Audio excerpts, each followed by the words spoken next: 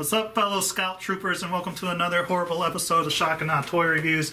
Two idiots, one moron, a camera, and a review. I'm one of your hosts, Wilson.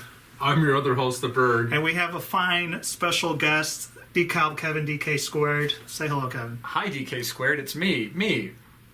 Fair enough. In this episode, we are reviewing this toy. Looks special. It is. It is a Toys R Us exclusive Star Wars Black Imperial hover tank pilot. That's the box. We don't care about boxes. We care about the toys that don't have the ships that go with them.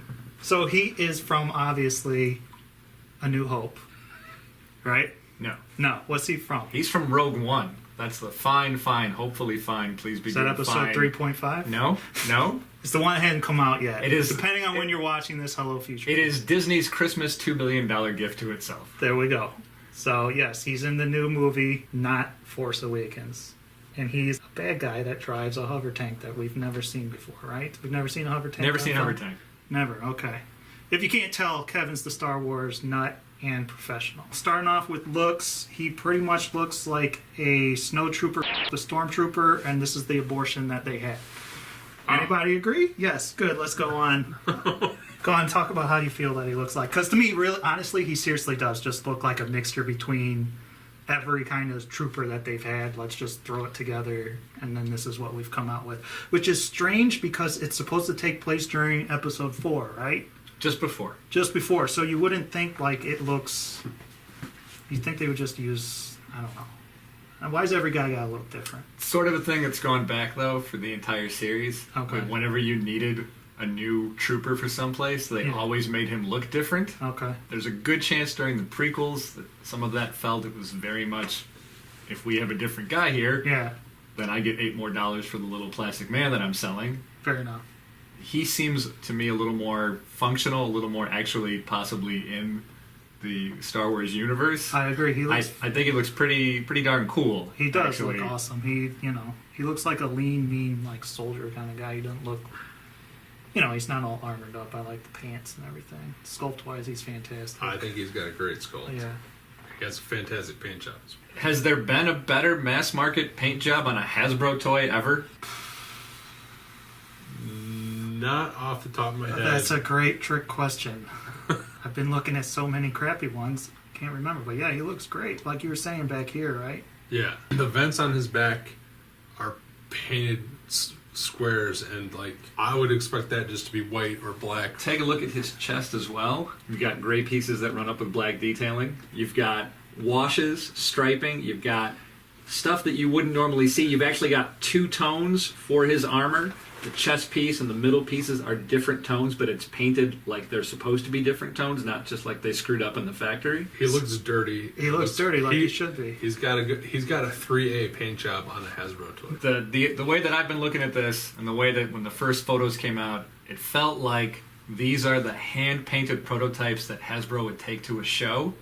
Somehow got snuck out and replicated, and not by them because they wouldn't be able to do it, Right. and stuck into boxes and sold at a retailer. I wonder if it's just because it's the Toys R Us exclusive. No, It's 'cause let's put all they've- effort into this. They have had plenty of bad ones. Yeah. Very, very unimpressive selection of exclusives in the past. There are figures that would have looked much better if there had just been a little love put on them. So, he has your typical Star Wars Black Marvel Legends articulation scheme with his pretty decent ball-jointed head.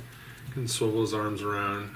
He's got Hasbro elbow, so he's got swivel wrists with the ball joint pointing down on both sides, or no? Oh, this one goes sideways. My mistake. He's got a wonderful ab crunch action. Looks like he has a waist, but he does not have a waist. Has ball joint hips, swivel thighs, double joint knees, and a ball joint super awesome ankle. Doesn't have a boot cut, but that's alright. So yeah, he's articulate enough to get any cool Stormtrooper pose, unlike this one. Very happy. He also has pretty good range on his shoulders, so he could almost hold a blaster directly in front of him, which I believe no Star Wars Black has been able to do. Should be a first. Wow. And none of the Jedi Knights can actually hold their lightsabers. Oh, really? Like they all have to have bent elbows. Huh. So he's already that better. might be the sculpt Yeah. a little bit. It looks to me like he doesn't pass the 1 foot. Oh, nope. He doesn't pass it well. We'll call it a fail. Don't stand him on a bed sheet at your own house when you put him out. Accessories, what's he come with? He's got a gun. He comes with what we think is a new version of a Stormtrooper blaster. For comparison, For comparison, the Berg has the IG-88 version of the exact same gun. and it's gigantic, almost the exact same gun. It's got a little side barrel. Do you think they just made a bigger version of that one and then added a full piece? Yes. Okay. Since we don't have a stormtrooper here, we can't actually confirm or deny if it's Of course. just the same piece. Why would we do something like Well, that's a little more effort than you guys seem to put in. So to stand him next to some of his other friends, who are these people? This is Chewbacca, and this is Old Man Han. I'm pretty sure that's Derek Jeter. So yeah, he fits in, he right? fits right in with Star Wars guys. Harry is next to Captain Canada. The average British person is 6'7", so this still is in scale. Next to NECA's Old Man Ash, right? Look great together. And here he is next to an awesome 3 3/4 inch toy. All right, end of the show time for final thoughts. Let's let the guest start off. What would you rate him? How many hammers? I'd give him 4.5 hammers. All right, out of 5. He is probably the best Star Wars black guy. Easily the best paint job on a Star Wars toy. He has the best paint job on a Hasbro toy. He probably has the best paint job on a toy outside of a Japanese toy, and nobody paid import fees.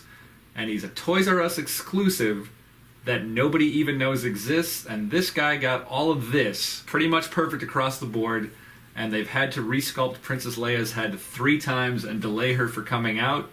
Why all the love was being put on this guy instead of a main character, I don't know, but I don't care. If they want to keep making Star Wars figures this good, this should be the new benchmark for everything to do going forward. Prepare to be disappointed. Oh, I was ready when I opened him. Mr. Berg, how do you feel about him?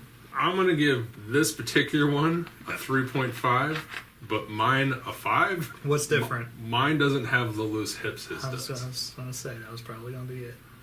He is a phenomenal toy. If he wasn't $25, I would totally army build him, even though you only need one. He's one of the best Stormtrooper commandos. Just a phenomenal Hasbro product. I totally agree. I am going to give him a 3 out of 5. To the loose hips, just... that bugs the shit out of me.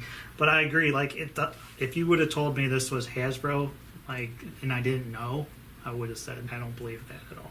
Like, I'm just thinking back to Captain Phasma with that horrible line on their cape. Oh, yeah. Remember that? Yeah.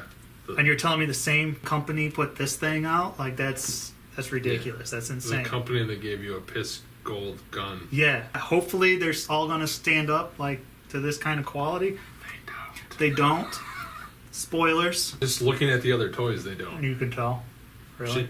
The main character, Jyn Erso, does not have clearly the love that he got for her. Really? No, she's shiny like many of the other Star Wars black figures have been.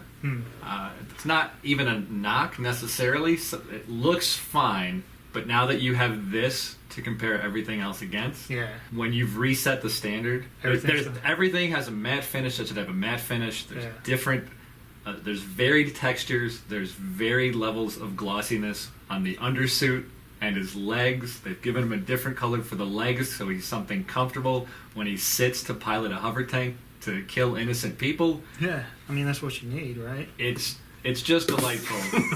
Han shot first. All right, so that's been it for this episode of Shock and Awe Toy Reviews. Thank you, DK2 Squared. Thank you so much for having me and really putting up with this. No problem. Thank you for bringing the toy. If you like what you saw, leave comments below. You can follow us on Twitter and all that good stuff down at the bottom of the screen, blah, blah, blah. If you like it, feel free to tell us. If you don't like it, feel free to tell us. We don't care. I mean, you can be a dick, but it's helpful if you give us constructive criticism. We're all friends here. Let's be nice to each other, right? And if you want Kevin to replace one of us, just let us know. It'll be done like that.